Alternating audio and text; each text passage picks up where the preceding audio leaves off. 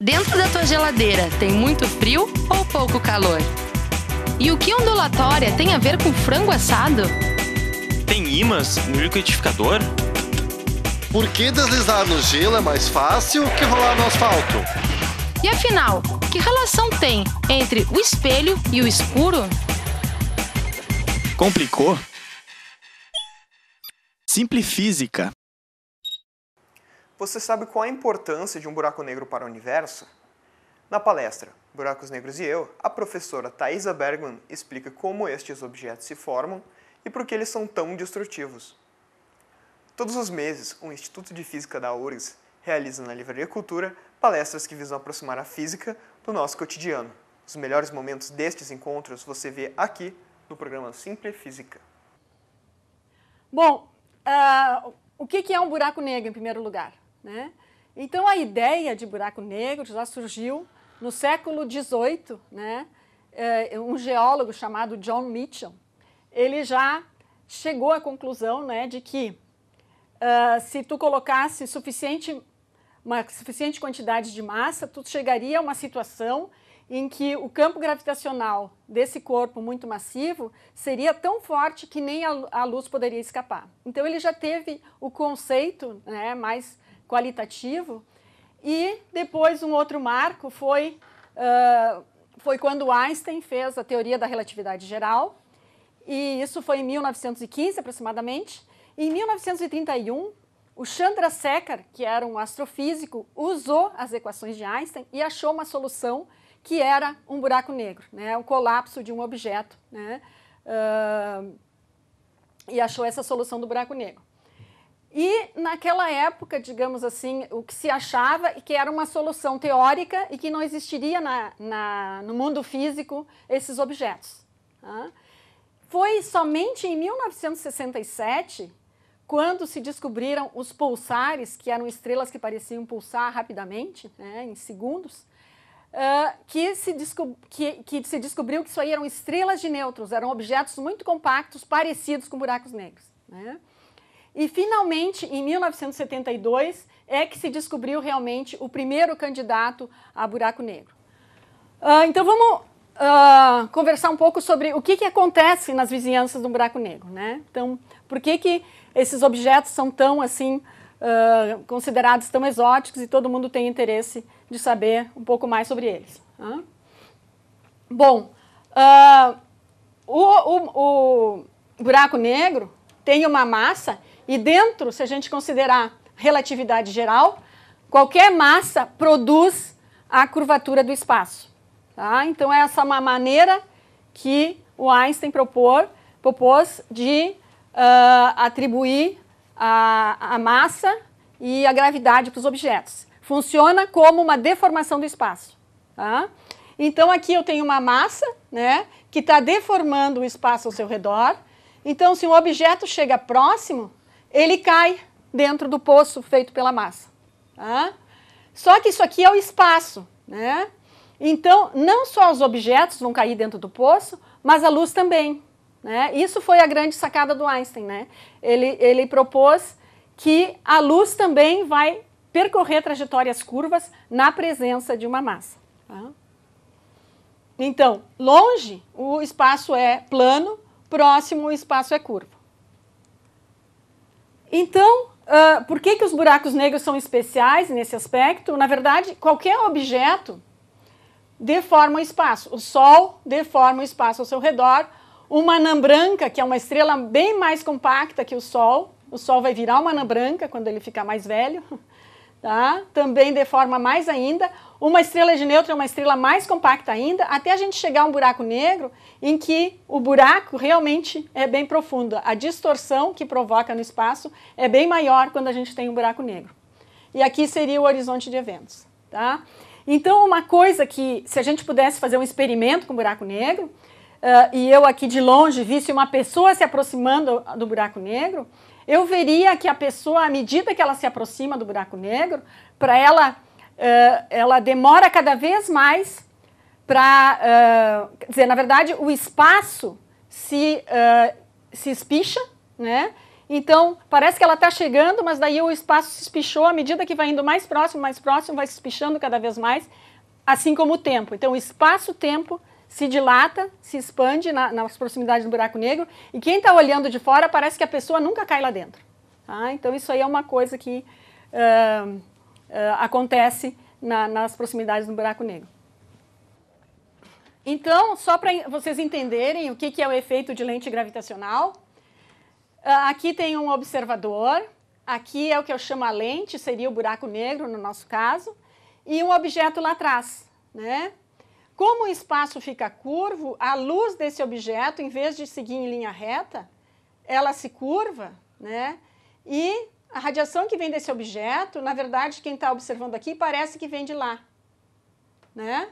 Então, esse objeto, em vez de eu enxergar esse objeto, eu enxergo uma imagem dele para lá, outra imagem dele para cá, e se vocês pensarem que isso aqui tem uma simetria em torno desse eixo aqui, isso aí, na verdade, vai formar um anel. Isso aí é o chamado anel de Einstein, tá? E a beleza dessa previsão da teoria da relatividade geral é que hoje em dia a gente enxerga já os anéis de Einstein. Então eu vou mostrar uma imagem para vocês, feita com o telescópio espacial, de um anel de Einstein, tá? Então, nesse caso, a lente é uma galáxia, isso aqui é uma galáxia, bilhões de estrelas, né, que estão a milhões de anos-luz de nós, é uma galáxia, mas a bilhões de anos-luz tem uma outra galáxia cuja luz ficou toda distorcida e ela ficou com uma forma de um anel. Não é que a galáxia tem a forma de um anel, é uma galáxia que está muito mais longe, a luz dela sofreu como se fosse uma lente, né, passou pela luz dela e ela formou um anel. E isso, então, é uma prova cabal, assim, de que a relatividade de Einstein, né, como ele propôs a teoria, está correta, né? Porque, por exemplo, na mecânica newtoniana que a gente tem, a dinâmica newtoniana, a gente não tem previsão de que a luz sofreria esse tipo de efeito. Então, por que surgiu essa ideia de buracos negros supermassivos, né? Por que se necessitou que eles existissem? Quem é que hipotetizou isso e por quê, né? Bom, o que acontece é que no universo a gente vê objetos desse tipo aqui, que é uma radiogaláxia, e essa manchinha aqui, azulzinha, é uma galáxia que é maior que a Via Láctea, tá? Então essa aqui é a imagem dela. Só que se observarmos em ondas de rádio, a gente vê esses jatos aqui que emitem radiação rádio. E se a gente calcular a quantidade de energia que tem nesses jatos, a gente chega que precisa, se a gente contar toda a energia e contar o tempo que demora para uma partícula vir daqui até aqui, a gente precisa uma energia de 10 na 13 sóis. Isso significa o seguinte, é uma energia maior do que a Via Láctea inteira, em termos de estrelas, tá? A luminosidade da Via Láctea é 10 na 12 sóis. Precisaria 10 na 13, 10 vezes mais, tá? Então é uma coisa muito grande essa energia, né? E que não pode ser, e vem lá do centro da galáxia. Isso aqui são jatos de partículas que emitem, porque as partículas espiralam nas linhas de campo magnético. Tá? Então, isso sai lá do centro da galáxia, então tu precisa alguma coisa muito especial lá no centro para gerar esses jatos com tanta energia. Tá? Qual é que foi a explicação para essa quantidade de energia emitida no núcleo? Tá? A explicação é, se tu tem massa caindo em direção a um buraco negro supermassivo, ela forma um disco de acreção, tá? Porque essa matéria tem momento angular, então ela cai e forma um disco. Tá? A energia potencial gravitacional da massa que caiu é liberada à medida que a massa se aproxima do buraco negro e se transforma em energia radiativa e energia cinética dos jatos. Então, isso aqui é como se fosse um instrumento de transformação de energia potencial gravitacional em energia dos jatos e energia radiativa. Tá? Então, essa é a explicação para a grande quantidade de energia. Aqui eu só mostro que, para um buraco negro, essa liberação de energia gravitacional, ela é muito eficiente, ela é equivalente a tu transformar 10% da massa em energia. Essa aqui é a fórmula de Einstein.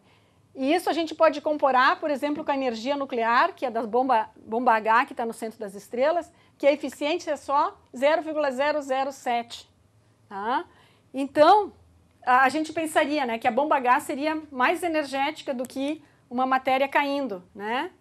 Do que a energia potencial de uma matéria caindo. A energia potencial de uma matéria caindo é como aproveitar a energia de queda de uma queda d'água, né? É equivalente. Só que em vez da queda d'água, a gente está usando matéria capturada pelo buraco negro. Tá? Isso é equivalente. Então a gente pensaria, não, a energia nuclear é muito mais potente que uma queda d'água. Tudo bem.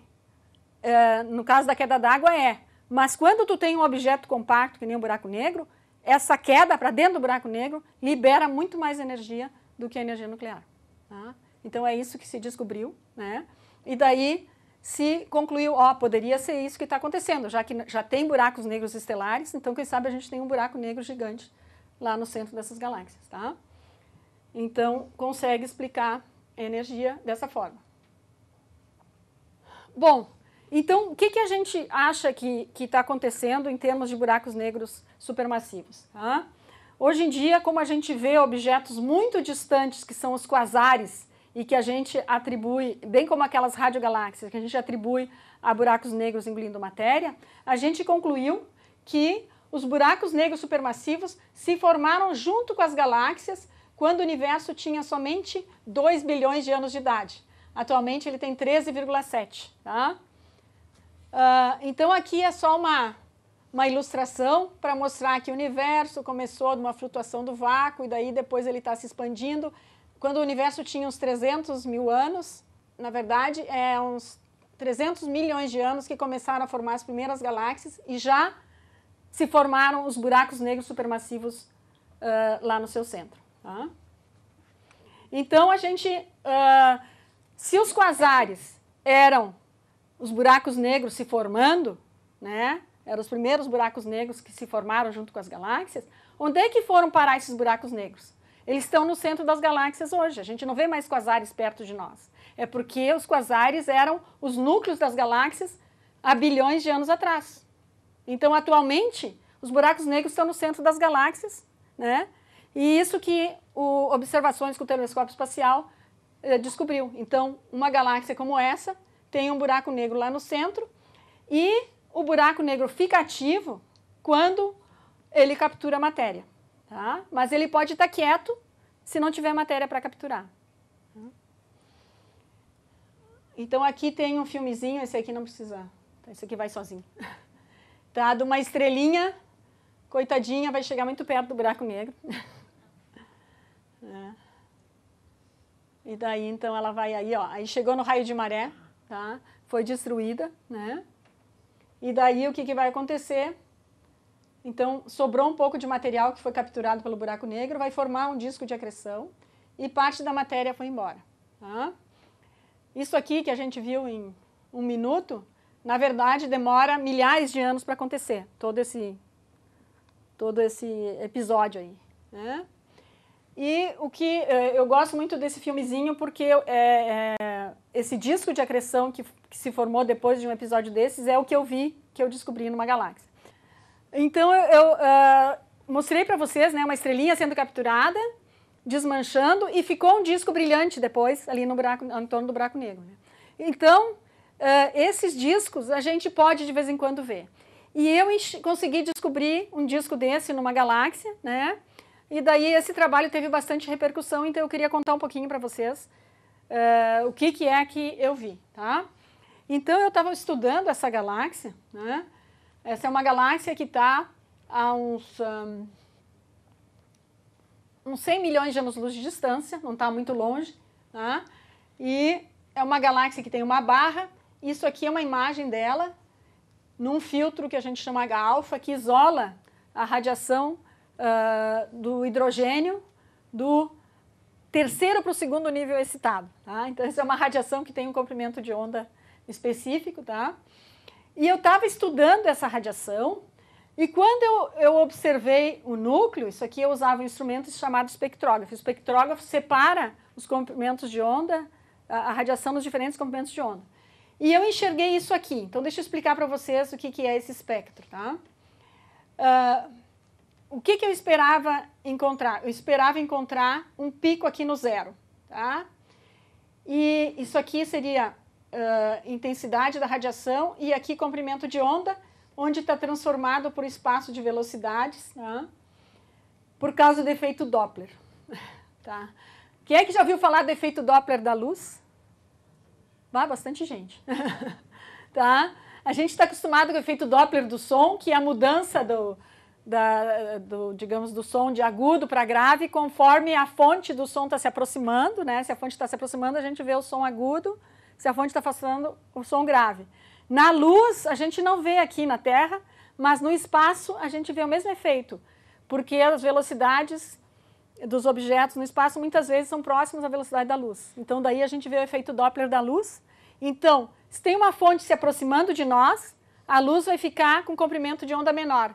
Vocês sabem como é que é o comprimento de onda menor na luz? Vai para que lado do espectro eletromagnético? Vai para que cor? Vai para azul, isso mesmo. Então, a luz fica azulada e se o objeto está se afastando, ela fica avermelhada, né? Tá? Então, quando a gente tem um espectrógrafo, a gente consegue abrir todos os comprimentos de onda e isso aqui está dizendo o seguinte, que tem uma parte que está azulada e uma parte que está avermelhada da radiação. E a interpretação é isso aqui, ó. No entorno de um buraco negro que tem lá no centro, eu tenho um disco de gás girando, eu estou vendo ele de perfil, de tal forma que esse lado do disco está se aproximando, então está azulando a luz, produz essa emissão aqui. Esse outro lado, então aqui no meio não produz emissão em velocidade zero, e o outro lado está se afastando, então produz uma luz avermelhada. Então, quando eu observo com o espectrógrafo, eu consigo traçar todo esse perfil, que eu chamo perfil da linha de emissão. E quando eu transformo comprimento de onda em velocidade, eu chego à conclusão seguinte, que eu tenho velocidades que variam bem lá de menos 20 mil quilômetros por segundo, passando por 10, né? O pico está aqui mais ou menos em 5 ou 6 mil quilômetros por segundo, e daí do outro lado, isso aqui menos significa se aproximando, mais se afastando. Tá? Então eu tenho um gás girando a velocidade de 10 mil quilômetros por segundo, né? Ou até mais quando a gente vai mais para o centro. Tá? Então essa que foi a descoberta, ou seja, eu não consegui ver o disco porque a galáxia está longe, o disco é um ponto, mas consegui ver o disco no espaço de velocidades, usando o efeito Doppler. Tá? Então aqui alguns instrumentos, tá? Nesse trabalho, essa luz que vem, né, do disco, ela é uma linha de emissão, então ela precisa de uma radiação para excitar essa emissão, como se fosse uma iluminação. E a gente acredita que tem uma estrutura dentro desse buraco, na verdade é uma estrutura alta que vai para cima do disco e que emite em raio-x. Então a gente está tentando confirmar essa hipótese usando esse observatório chamado, é um satélite SWIFT, que observa raio-x e raio gama. Então ele está monitorando para nós a radiação dessa galáxia e a gente está continuando a observação no óptico para ver se tem uma correlação entre o raio-x e raio gama e o óptico. Tá? Então esse é um trabalho em andamento que acho que vai dar um resultado legal. E aqui são os telescópios ópticos que eu tenho usado na minha pesquisa. Eu comecei aqui no ALNA, que é o Laboratório Nacional de Astrofísica, que fica em Minas Gerais. O escritório é em Itajubá, né, no sul de Minas. Depois comecei a usar o Cerro Tololo, e agora o Brasil tem um telescópio igual ao que eu usei, maior do Cerro Tololo, que tem um espelho de 4 metros. É o SOAR, mas que também está localizado no Chile, né? Então, como o Chile tem uma qualidade de céu muito superior, vários países têm telescópios lá. Então, nós temos 30% desse telescópio e mais outras 2 universidades americanas têm os outros 30%. E aqui, então, aqui é a estrutura do telescópio. Isso aqui é uma montagem que a gente chama de Cassegrain. A radiação vem lá de cima, bate no espelho principal que está aqui embaixo, daí sobe, tem um espelho secundário e depois desce num buraco e aqui embaixo tem os instrumentos que detectam a radiação. Tá? Então, hoje em dia, o astrônomo não vai lá mais e fica olhando na ocular, né? Isso aí não existe mais. Então, é tudo detetores, né? A gente vai olhar na televisão, a imagem que vem do telescópio, né? Vai olhar no computador. E, finalmente, o Gemini, né? O Gemini, então, o espelho é 8 metros, aqui sou eu, e isso aqui ó, é o espelho de 8 metros, que fica, né? É um dos telescópios maiores do mundo na atualidade, né? E o Brasil tem 5% desse aí, tá? Mas já dá para fazer bastante coisa. Eu, com 2 horas de observação, já faço um projeto, né? Eu estou usando uns instrumentos que a gente chama Integral Field Unit, que produz cubo de dados. Então, é isso que eu estou trabalhando hoje em dia, né, que a gente diz como se fosse espectroscopia 3D. Ao mesmo tempo, eu tiro uma imagem, isso aqui é para representar uma imagem de um objeto, por exemplo, uma galáxia, e eu tenho um espectro de cada ponto da imagem. Então, é o melhor dos mundos. Em vez de eu tenho imagem e espectroscopia ao mesmo tempo de todos os pontos da imagem. Então, eu posso, por exemplo, estudar a distribuição de luz em cada comprimento de onda, fazendo fatias como essa, e posso estudar espectros, né, fazendo fatias como essa. E daí, isso aqui é só uma ilustração também de um trabalho que eu tenho feito, que é estudar o movimento do gás para chegar até o disco de acreção. Então, como isso aqui é meio complicado, eu vou só mostrar a interpretação do resultado, né? A galáxia lá, eu observei essa região bem central, e a conclusão é que bem lá no centro, aqui é o disco de acreção, eu tenho material alimentando o disco de acreção através de braços espirais. Então, a gente nunca sabia como é que o disco de acreção era alimentado. E eu, em vários objetos que eu tenho observado com essa técnica agora, tenho encontrado bracinhos espirais. Não é os braços espirais grandes das galáxias, é um bracinho nuclear, né? Centenas de anos-luz de distância do centro, tem esses bracinhos que tem escoamento de matéria que vai alimentar o disco de acreção. Bom, aqui é só para dizer que os buracos negros, em termos de evolução do universo, vão ser os últimos objetos que vão existir no universo, né? Então, dado o tempo suficiente, hoje em dia, a gente sabe que o universo, a tendência é ele cada vez expandir e ficar cada vez mais frio. E as galáxias, no fim, vão, dado trilhões e trilhões de anos, os buracos negros das galáxias vão engolindo estrelinha por estrelinha, até que vão engolir a galáxia inteira. Não é uma coisa imediata, demora muito, né? Mas eles vão ser os objetos astronômicos que mais vão durar no universo. Então, vão ser os últimos objetos do universo. Então, por isso que os buracos negros são importantes. Eles vão viver mais do que tudo, né? Você assistiu à palestra Buracos Negros e Eu, da professora Thaisa Bergmann. Muito obrigado pela sua companhia e até a próxima.